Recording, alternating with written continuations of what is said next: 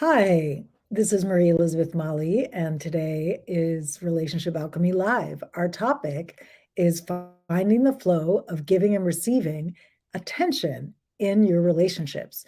Now, I'm also live over on Instagram, so occasionally that screen to see who's with me over there, and then I'll come back to you. So if you are watching live, whatever platform you're on, if you're watching live, give me a live so that I know you're here with me and I can see who is here. And if you're watching the replay, drop a replay down below. You can add the hashtag or not, up to you. But just let me know because I love to know who's here, who's with me, who's following along. And if you are interested in receiving the show notes, drop the word notes below and I will get you access to those after the event. They are usually ready by the next day. And if you are partnered and if you are single, I have an amazing assessment for you. It takes 4 or 5 minutes to complete, and it gives you a great snapshot of insight into where you're doing great in your relationships already and what needs your attention, where you could improve and put some focus to have more satisfaction in that arena. So if you're partnered, drop the word partnered below. If you're single, drop the word single below, and I'll get you the appropriate link so you can take the assessment and get a clear read on where you're at and what to focus on so that you can have more love and more connection in your life. All right. Hi, welcome over there on Instagram. I can't see who it is, but I see that someone's there. There we are. Hi. So, coming back to you, Facebook. Again, please let me know if you are here live or if you're watching the replay. If we don't already know each other, I'm Marie Elizabeth Molly, and my business is called Relationship Alchemy, and I help people have more love and connection and deepen their relationships through skill building, through how they relate to themselves, learning to relate to themselves more effectively so they can show up more effectively in their relationships with others. If you're here live, please let me know. I'd love to know who's here with me. And I'm going to get started with the content. Let me take this banner down over here. There it is. And come over here to the comments. I'd love to see who's here watching with me. So this idea, this piece around attention in our relationships, giving and receiving of attention, it can be a real point of pain, I've noticed, for people. And it's hard to know sometimes when we're giving too much or if we're not giving enough in our relationships. And I'm talking about all relationships, not just romantic ones. I mean, whether we're with our family or whether we're focused on our career, whether we're focused on romantic relationships, we want to feel loved and supported by the people we care about. And it can sometimes feel tough to figure out just the right balance around that. So I'm going to show you some tips today and give you some suggestions for how to either change your mindset around it and have more freedom around this idea of giving and receiving attention, and also give you some specific tips to make things easier.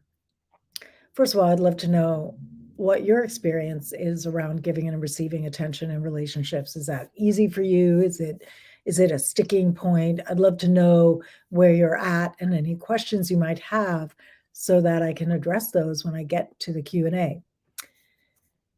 So the first thing to think about when it comes to giving and receiving attention in your relationships is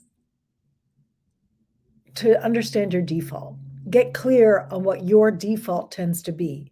And I look at a default in two areas. What is your default when you're feeling good and well-resourced and rested and at your best? And what's your default when you don't feel so great, when you're not at your best, when you're tapped out or you're stressed out or you're exhausted? What becomes your default there? I think it's important to understand yourself in both those areas. Are you more of a giver or receiver by nature when you're feeling good and when you're feeling not so good, when you're feeling stressed? And once you understand that, you can communicate it. So 1B would be to communicate. So 1A is understand your default. 1B is communicate that default to the important people in your life, right? So you want to be transparent about, hey, I notice that when I'm feeling good, I'm going to just make up this example. When I'm feeling good, it's so easy for me to just shower you with love and attention. But when I start to get stressed out and exhausted, I notice that I really start to become more of a taker in that moment, that I want to lay back and receive. And it's hard for me to be proactive about giving when I feel tapped out. And that can just be something you let someone know in advance of the moment when you're not feeling good. I'm a huge fan of having conversations with your loved ones when things are feeling good, so that when things don't feel good, you already have some groundwork, you already have some baseline, you already have some understanding of each other, so that when things head south, you're not having to hash this stuff out for the first time when things already feel shitty. So that is number one. Number two, the thing to consider is, and I think this is common for a lot of people. Let me know if this is common for you or not common for you, whether you're watching the replay or live. I'd love to know. When you are stressed, when you're in when the second scenario I talked about in step one, I mean, meaning the not so resourced scenario versus the resourced scenario.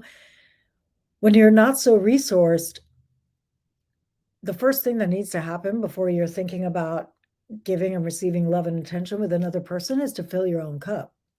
So when you notice yourself at a stress level that's unsustainable, or uh, feeling exhausted and wiped out and emptied, gutted, any of those kind of experiences, step one is to start filling your own cup. Get some rest. Eat food if you haven't eaten food. Uh, Ask for something that you want or need. Ask for some support. Say, I'm empty. Could you help take this thing off my plate? Whatever it is. So, really, the second thing that matters here, before you even get to giving and receiving attention with somebody else, is to make sure your own cup stays as full as possible. Now, it's unrealistic to expect us to have a full cup all the time.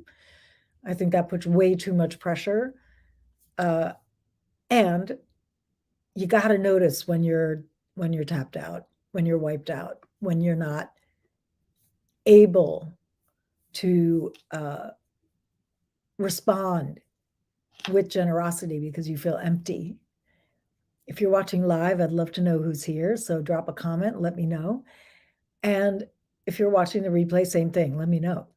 The third thing about, and this is really the key and the heart of what I wanted to talk about today. I felt I had to say those things, steps 1 and 2, before I got here, but this is really what I want to speak most about, is watch out for using attention as currency. What do I mean by that? What I mean by that is attention, the giving and receiving of attention in a relationship, in a tit for tat way. In other words, as currency. I'll give you this if you give me that. I'll, you know, I gave you this much today, this week, this month. You owe me that. If you are trying to function in your relationship in this kind of tit for tat, penny pinching, dollar counting kind of way, it's going to create, it's just not fun for anybody. It's not fun for you as the penny counter, and it's not fun for the person you're in a relationship as the recipient of your current abacus, your constant, abacus of what you are giving and receiving. So my suggestion, and this is why I covered step 2 first, is the question of who is giving and receiving enough attention in the relationship disappears when your cup is full. That's why that's so important. This step 2 is super important before you even get to the question of who's giving and receiving what, is to make sure your own cup is full as much as possible. Because here's what happens if your cup isn't full. And tell me if this is true for you. I've seen it a lot, and I'm open to hearing that you have a different experience. So let me know.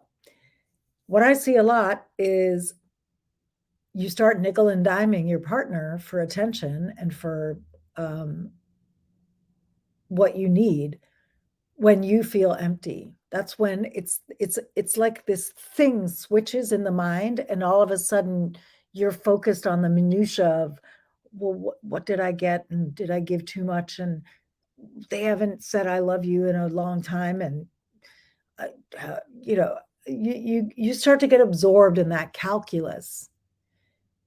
When you feel empty, tell me, drop a comment, let me know, is this true for you? When you feel full and abundant and resourced and like you have what you need and you have abundant extra energy to give, you're not sitting there nickel and diming your partner about like, well, I gave you this and you didn't give me that, like you do that because you're empty. So to have this question not even be a question, keep yourself full. That said, if you find yourself habitually imbalanced in your relationships in one direction or another, then that's something to look at. If you habitually find yourself in relationships where you're giving, giving, giving, giving, and not enough is coming back toward you, that's something to look at. If you find yourself in relationships habitually taking, taking, taking, and being super stingy with what you give out, then that's something to look at. And that is a different question. Let's put that under number 4. That is a different question from number 3, which is watching out for using attention as currency, as a way to get, it's kind of like you're giving to get. First of all, people can feel that. Second of all, that feels shitty. And it just doesn't serve you. Don't give to get. If you want to get something, ask for it. Be direct. If you want to give, give. Be generous. No strings. That's the way relationships work best. Each partner filling up their own cup, making sure they're coming to the relationship resourced. So you're not expecting your partner to fill needs that they shouldn't be filling because you've abdicated your responsibility to fill them. Instead, come to the relationship resourced, and then you have enough energy to give, then both partners ideally are coming to the relationship from a giving place because you're not empty, because you're not coming to the relationship to try to fill you up because you've drained yourself somewhere else.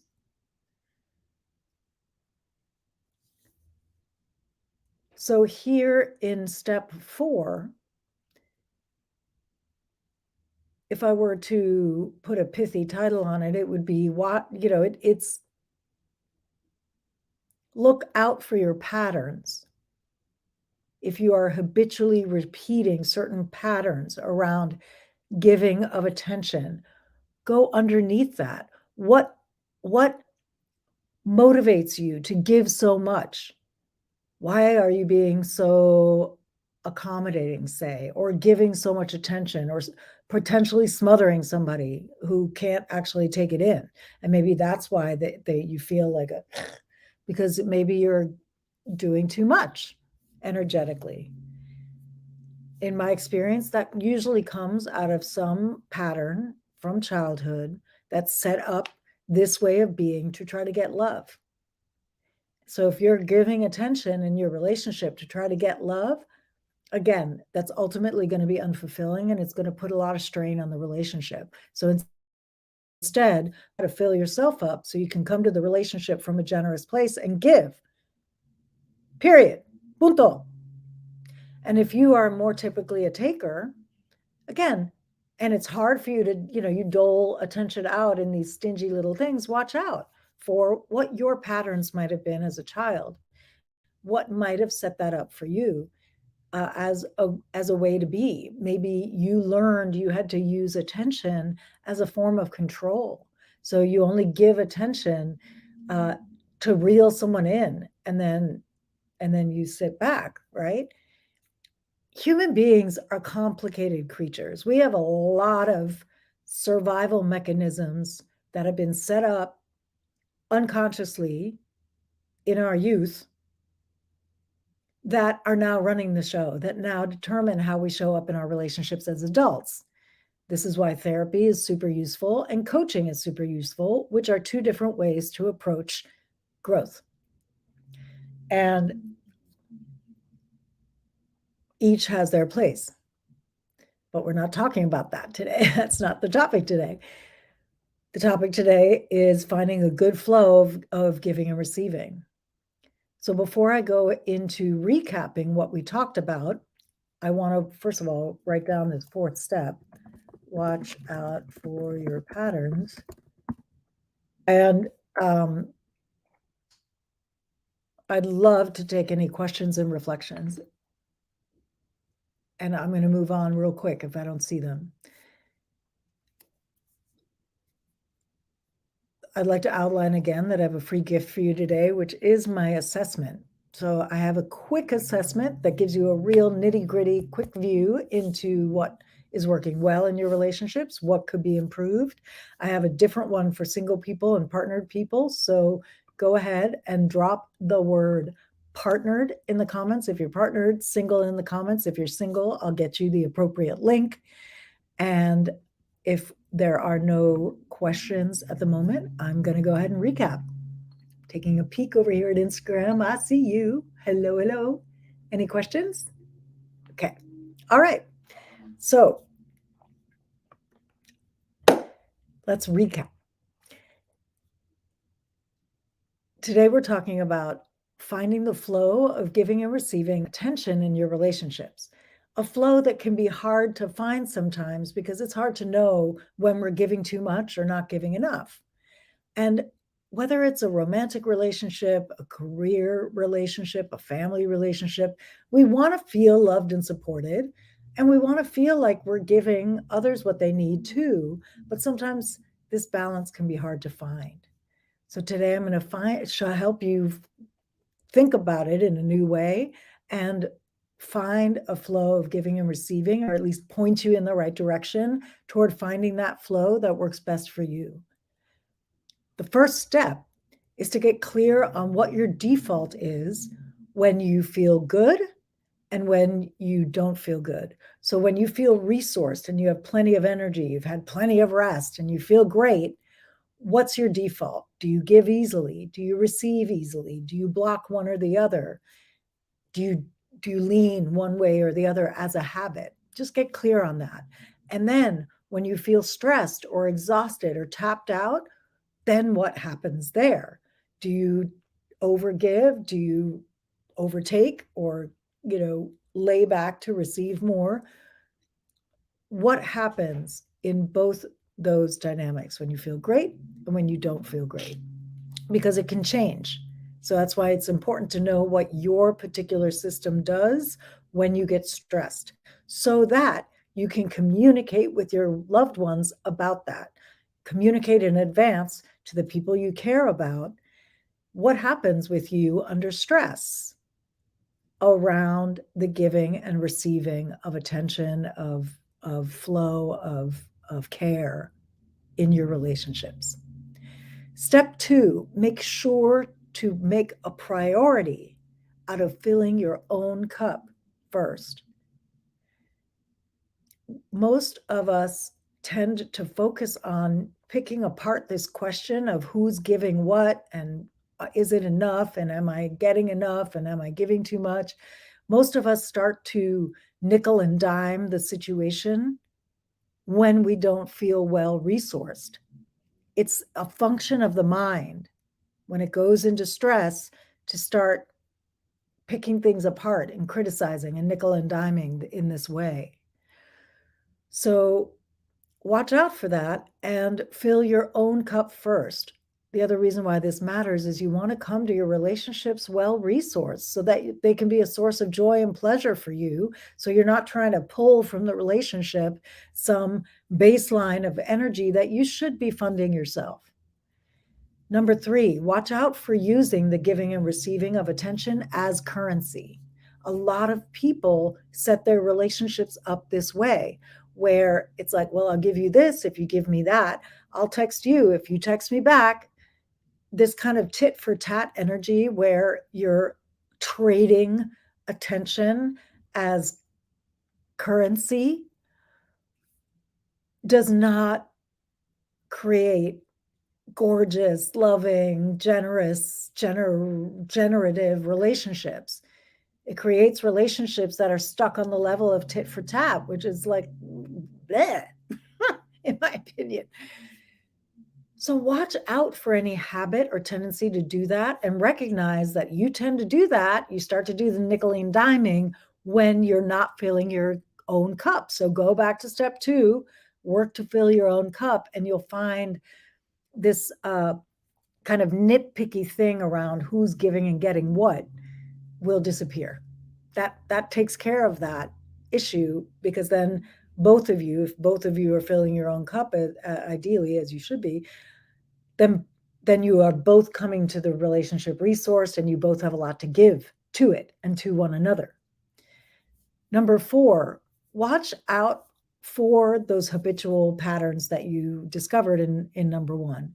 Watch out for those patterns playing themselves out over and over. If you notice a particular pattern showing up again and again, like you attract takers or you attract givers who smother you and it's hard for you to receive that much attention, or whatever the pattern is, watch out for it and begin to unpack where that might have come from.